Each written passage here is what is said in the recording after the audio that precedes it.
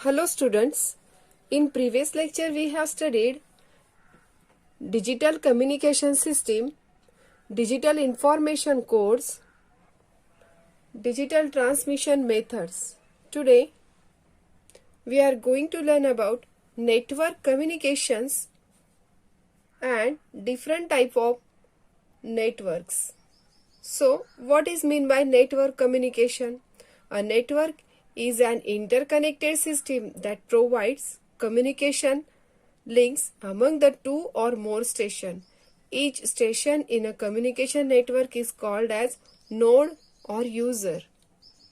In network communication, we have to discuss about the communication links that can be established for many to many communication like a cellular phone, a link between many PCs connected in a laboratory, telephone, PBX, cable network, etc.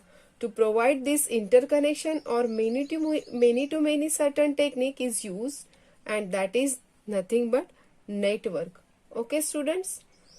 So this network is an interconnected system that provides communication links among the two or more stations. Each station is called as node or user. Now here you can see this diagram. As shown in this figure, there are 4 nodes A, B, C, D with simple communication, and each node is connected with other 3. For example, this D is connected with A, B, C. This C is connected with A, B, D in this way. Okay students? So this station is called as a node, and the communication provided, the way provided in between this node or station is called as link. Okay students? Now let us see types of network. Basically there are 3 types of network. WAN means wide area network, MAN metropolitan area network, LAN local area network. Now let us see one by one in detail. First one, wide area network means WAN. This is a network capable of covering a whole country or state. Students, remember the word whole country or states means the covering area is very large here. Okay students? So I repeat again, a network is capable of covering a whole country or state for communication is called as wide area network. The links may be established by using cables, microwave towers, or maybe satellite links, or it can be combination of 2 or more links. Mostly telephone networks are used for voice communication, but if modems are used at that time, digital data can be transmitted over telephone network. And the example of this wide area network is the railway reservation system, airline reservation system are also computer network, and both these are classified as WAN. So students, remember that in short, this name as name itself implies the coverage area is very wide. Stations are very high in number, hence the name is given here wide area network, or in short we can read WAN. Very common example also here, national telephone system, cellular mobile phone, pager. Okay, so remember in WAN, wide area network means due to area very large, so the name is given here wide area network. Now let us see next one, metropolitan area network means MAN. As compared to previous wide area network, the area covered in this area network is bigger. This is metropolitan area network. In this network, the area covered for communication is smaller than the previous, that is wide area network. So it is a network capable of covering the area smaller than WAN and bigger than LAN. So this is a medium size network. For example, a cable network within a city is an example of MAN. So students, remember, the area covered in this metropolitan area network is smaller than wide area network and bigger than local area network. Okay. So in cable TV system, a cable TV company picks up programs from sources available on satellite and rebroadcasts them via coaxial cables to subscribers or users. So we can say that the area covered here is smaller than wide area network. That's why we can communicate through the links within city. Okay. So the communication is one way and each home is a node in the network. Or we can say that this is a network containing so many nodes located at different locations in a network. So this is known as metropolitan area network. Another common example is pager for this metropolitan area network. Now let us see third type of network, local area network. Simply we call it LAN. This is a network which interconnect multiple stations over a very small area. Okay students? Means the covered area in this network is very small than metropolitan area network. For example, in a computer laboratory in college mostly uses LAN for training the students. LAN contains 10 to 1000 PCs interconnected in an organization with common control and storage.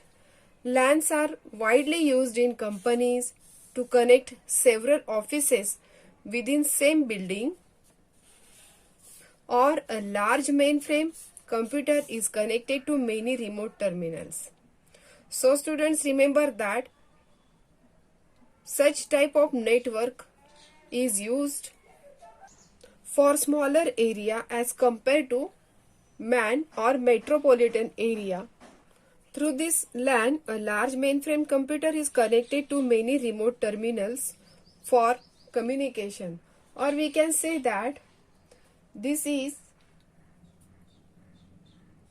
a common network suitable for efficient computer communications. Instead of using separate hard disks, separate software programs, LAN can provide a common software program accessible to each and every node, a common hardware like printer, hard disk, communications among the nodes, and a common database or files. So another common example of LAN is a computer network is a private organization or company. In that company having many buildings, many departments like accounts, purchase, store, etc. All the departments use computers through LAN to use common data or to get information from any department and to have direct communication through this LAN network. A LAN system consists of many PC terminals, but a common control terminal is controlling this network, and that common terminal is called as server or server computer. So the server can be mini computer or a mainframe. Okay students, in this way these are the three types of networks: wide area network, metropolitan area network, and local area network. In short, we call it WAN, MAN and LAN. Here, one computer is set up as a controller through which other users have access to peripherals. Such units are called servers. Users may communicate with one another by email system. A connection from a LAN to a mainframe computer through a PC is called gateway, and a connection from one land to another is called bridge. Okay, students. Now, the three transmission media used in LAN are twisted pair, coaxial cable, and fiber optic cable. Now, there are different ways of connecting nodes or stations so as to form a network. There are several popular configurations or arrangements. The configuration or arrangements of connecting various nodes or stations are known as network topologies. But common topologies are of three types. Out of that three, first one is star LAN configuration. Now, as this is a star LAN configuration, its shape looks like a star. This topology of network is much popular in computer LAN network. It is a system containing one common node as a control and many stations connected with the control node in a network like figure of star as shown in this figure. Okay, students? So, as shown in this figure, it consists of a central controller node and each individual nodes. The communication is always takes place through central controlling PC. Each station can establish the communication through the central controlling PC. Means overall communication is controlled with the help of this center controlling PC. Is that clear, students? Now, suppose a communication is to be established, say PC8 to PC4. Students, I repeat again, suppose a communication is to be established between say PC8 and PC4, it has to communicate through this central controlling PC only. Is that clear, students? So, the star configuration is commonly used to connect many terminals and PCs to a larger mainframe or server or mini computer, and each station can establish the communication through this central controlling PC only. The main advantage of this star LAN configuration is very good control. Sharing facility can be provided. If any node fails, the whole system is not disabled or whole system will not disturbed. And we can add few more nodes without causing the time delay. Okay, students? So, due to such advantages, this star LAN configuration is more popular. But it has some disadvantages. Limited number of nodes are possible and slow speed response during heavy use. Now, this second type of configuration is a ring LAN configuration.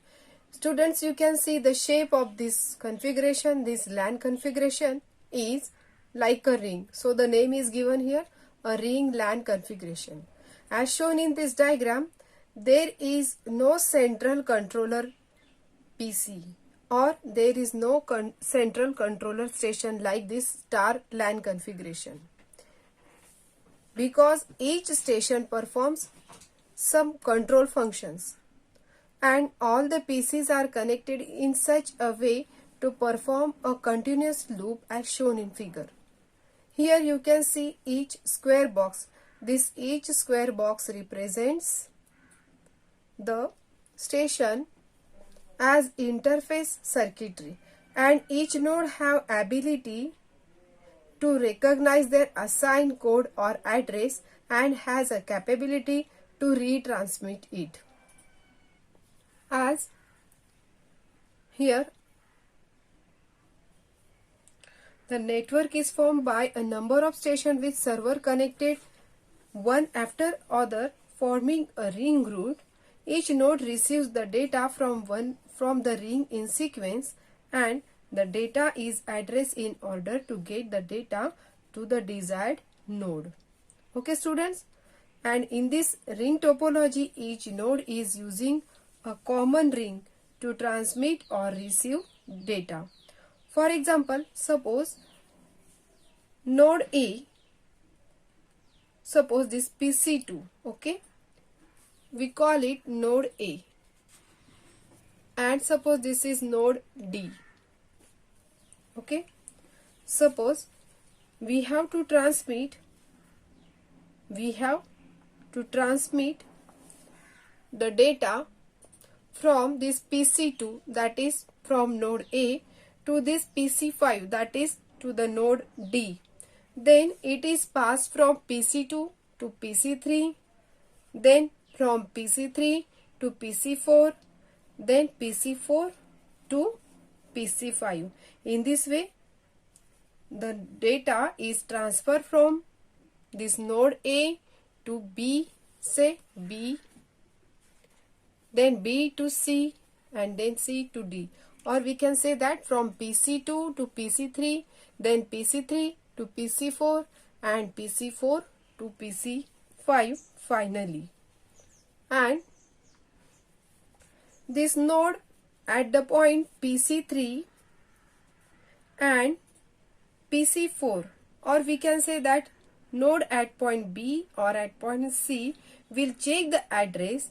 If the address given by this PC2 or from node A is transmitted here, and if it is not for them, means it is not for B or C, they retransmit the data to the next neighboring station. Means both these node retransmitting data to this D point or at the point PC5. Is that clear students? So here the direction of sending data is in one direction only. Here are some advantages and disadvantages for ring LAN configuration. As you can see, this is a ring operation. The cost is lowest of all topologies, and the system can be easily expanded. But there are some disadvantages. First is, as the nodes are accessed sequentially, the speed is slow. Means if we have to transmit data from A to this D or from PC2 to PC5, it requires maximum time as compared to this star LAN configuration. So, as the nodes are accessed sequentially, the speed is slow. And as all the nodes are connected in a ring fashion, therefore, if one node fails, suppose if this PC2 to this PC3 fails, the whole system fails. Or we can say that if one station fails, the whole system fails. This is the disadvantage of ring LAN configuration. Now this is third type of LAN configuration, that is bus LAN configuration. Here you can see this is a line called as a bus. In this configuration, as you can see the bus, this topology is more efficient and reliable than the star and ring topology. This topology is also known as multi-point or multi-drop topology, because in this interconnection method, the line you can see, this line is called as a bus. Here you can see all the PCs are effectively share a common cable called as a bus. This bus is nothing but the network, and in this network in which all stations are attached to a common cable. So this is called as a bus, and this network is widely used. Here bidirectional communication allows one station to talk any other station. In this configuration, the sending station sends the message on this bus, so all the stations on the bus receive the message. Is that clear, students? And the bus is available for each node to send its data to each and every computer node if desired. The main advantage of the bus system is that it is much faster than any other LAN configuration. Second, direct communication. Here, direct communication is possible without any control station, because as this bus is bidirectional communication way in the bus LAN configuration. Third advantage is that the failure of one node does not affect the other nodes of the communication. And the next advantage, it can be easily expandable. Now students, we can easily compare with the help of these three diagrams, these three network topology like star LAN topology, ring LAN topology and bus LAN topology or configuration. And with the help of these three diagrams, you can easily recognize some common points, like in this star LAN configuration, whole communication is possible with the help of central controlling PC, while in this ring LAN configuration, the whole communication is possible with the help of this complete closed loop like a ring. And in this third bus LAN configuration, as bus is bidirectional, therefore the communication is bidirectional or it is possible through this bus.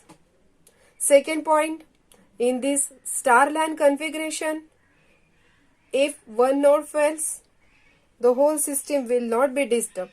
But in ring LAN configuration, if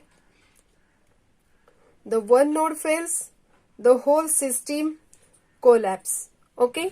But in case of this bus LAN configuration, direct communication is possible without any control station like this star LAN and ring LAN configuration, and here failure of one node does not affect the other node's communication. Isn't it, student? So remember all these three diagrams and these three types of configuration: star, ring and bus LAN configuration. And here speed of bus LAN configuration is much faster as compared to star and ring LAN configuration. Okay students, so in this way today we have finished different type of computer networks and different type of network topologies like star, ring and bus. In this way today we have finished chapter number 5th from paper 1. Now this is time for assignment. Assignment number 8 from chapter number 5th, paper 1. Question number 1, write a note on first LAN, second MAN. This question carries 4 marks. Question number 2, what do you mean by network topology? Explain the types of network topologies. This question carries 6 marks. Students, you have to complete this given assignment in your notebook and submit this assignment within 2 days. Okay? So in this way, today we have finished this chapter number 5th from paper 1. In next lecture, we'll start new chapter, chapter number 6 from paper 1. That's it for today. Thank you.